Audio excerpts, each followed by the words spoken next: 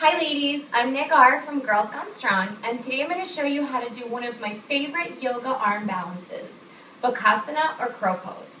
Bakasana is a great pose to strengthen your arms, your shoulder girdle, and your core, but it's really important that you get comfortable with the pose and are confident in the pose before you start trying to advance in it. There are lots of great variations of Bakasana, but you really want to master basic Bakasana first.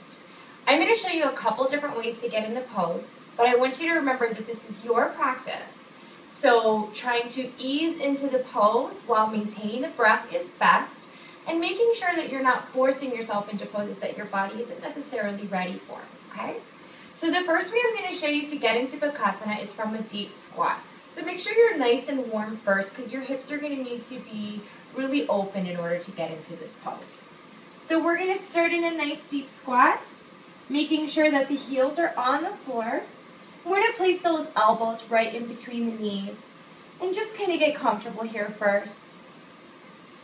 And once you're comfortable, you're going to take those hands and place them on the floor right in front of you, not too far apart, probably about the distance of your elbows.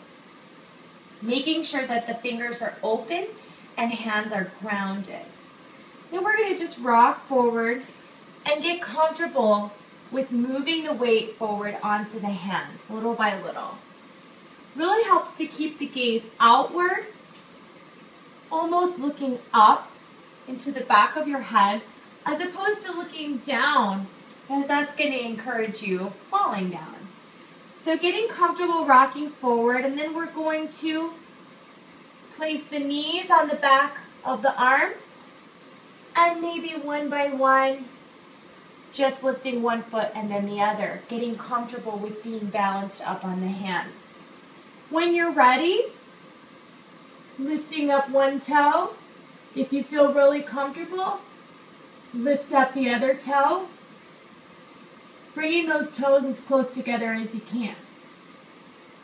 And again, coming back down. So it's important when you're up there to bring the toes together, because that's going to really help engage your trunk, sort of squeezing everything together. When you're in Bakasana, you want to think about being a nice, tight, compact ball, which will help everything feel very stable. So that's one way to get into the pose. Another way to get into the pose, which is my preferred way, is by placing the hands down on the floor, sometimes coming from a forward fold, and coming up onto the toes, placing the knees into the armpits. I like this version best because I find that it helps me keep my knees a little bit higher and keeps me from sort of slipping down and out of the pose. And from here, same thing, rocking forward one at a time, making sure to keep the gaze forward, and when you're ready, keeping the gaze forward, bringing the toes together, staying nice and tight through the trunk, and coming down out of the pose gently and carefully. The most important thing with not only Bakasana, but all of your yoga poses, especially your inverted poses and your arm balances, is to maintain your breath. If you're holding your breath, a lot of times that's going to keep you from actually getting into the pose. So really encouraging the breath, keeping those nice deep breaths in through the nose and out through the nose throughout the pose. Not just once you get into the pose, but getting into it as well. And that's Bakasana.